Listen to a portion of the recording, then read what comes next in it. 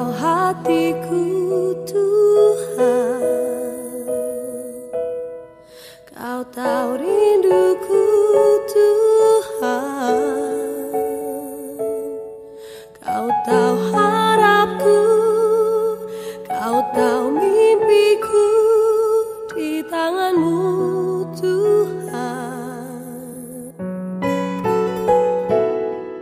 Dalam segenap jalanku, dalam setiap langkahku,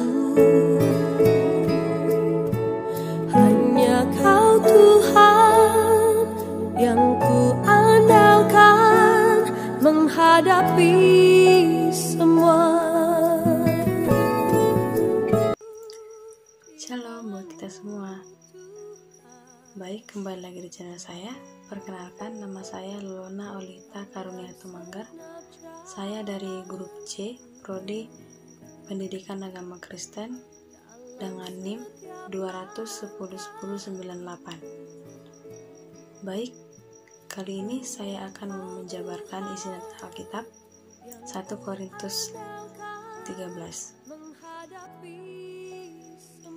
Isi nats Alkitab 1 Korintus 13, demikianlah firman Tuhan.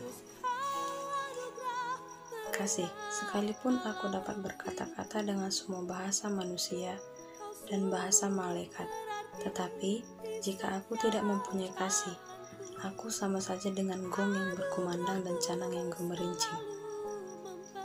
Sekalipun aku mempunyai karunia untuk bernubuat, dan aku mengetahui segala rahasia dan memiliki seluruh pengetahuan, dan sekalipun aku memiliki iman yang sempurna untuk memindahkan gunung, tetapi jika aku tidak mempunyai kasih, aku sama sekali tidak berguna. Dan sekalipun aku membagi-bagikan segala sesuatu yang ada padaku, bahkan menyerahkan tubuhku untuk dibakar, tetapi jika aku tidak mempunyai kasih, sedikit pun tidak ada faedahnya bagiku. Kasih itu sabar, kasih itu murah hati. Ia tidak cemburu, ia tidak memegahkan diri dan tidak sombong. Ia tidak melakukan yang tidak sopan dan tidak mencari keuntungan diri sendiri. Ia tidak pemarah dan tidak menyimpan kesalahan orang lain. Ia tidak bersukacita karena ketidakadilan, tetapi ia bersukacita karena kebenaran. Ia menutupi segala sesuatu, percaya segala sesuatu, mengharapkan segala sesuatu, sabar menanggung segala sesuatu. Kasih tidak berkesudahan, nubuat akan berakhir, bahasa roh akan berhenti, pengetahuan akan lenyap. Sebab pengetahuan kita tidak lengkap dan nubuat kita tidak sempurna. Tetapi jika yang sempurna tiba, maka yang tidak sempurna itu akan lenyap. Ketika aku kanak-kanak, aku berkata-kata seperti kanak-kanak. Aku merasa seperti kanak-kanak. Aku berpikir seperti kanak-kanak. Sekarang, sesudah aku menjadi dewasa, aku meninggalkan sifat-sifat kanak-kanak itu. Karena sekarang kita melihat dalam cermin suatu gambaran yang samar-samar, tetapi nanti kita akan melihat muka dengan muka. Sekarang aku hanya mengenal dengan tidak sempurna, tetapi aku akan mengenal dengan sempurna seperti aku sendiri dikenal. Demikianlah tinggal ketiga hal ini, yaitu iman, pengharapan, dan kasih. Dan yang paling besar diantaranya ialah kasih. Nats pedoman yang saya ambil adalah ayatnya yang kedua dan 13, yaitu, tetapi jika aku tidak mempunyai kasih, aku sama sekali tidak berguna. Demikianlah tinggal ketiga hal ini, yaitu iman, pengharapan, dan kasih. Dan yang paling besar diantaranya adalah kasih. Sekarang, apa itu kasih?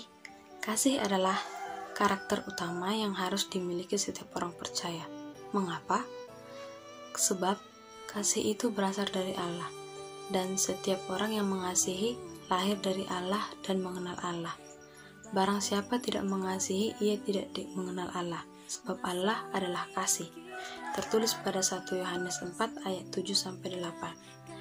Kasih lebih mulia dari segala karunia Roh Kudus, sebab kasih tidak berkesudahan, kekal selama-lamanya. Dalam bahasa Gerika terdapat 3 kasih.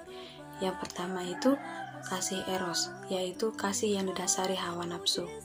Yang kedua, kasih filio atau kasih manusia secara alamiah. Yang ketiga, kasih agape, kasih berdasarkan anugerah Tuhan semata.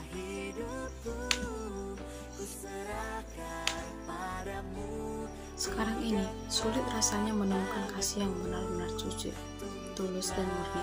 Sesungguhnya, dari lubuk hati yang paling dalam, semua manusia butuh kasih, yaitu kasih agape, kasih Tuhan yang sempurna, tidak berdasarkan kepada kepentingan sendiri, tidak bergantung pada situasi atau keadaan yang berubah-ubah. Kasih Tuhan inilah yang tidak membedakan rupa, status, atau warna kulit. Untuk itulah, Yesus rela datang ke dunia dan mati di kayu salib supaya kasih Allah dapat dinyatakan pada kita dan dicurahkan ke dalam hati kita. Semuanya kan berlalu, tiada abadi. Hanya janji-Mu Tuhan yang tak akan pernah berubah. Hanya kuasa-Mu Tuhan, mujizat kan terjadi.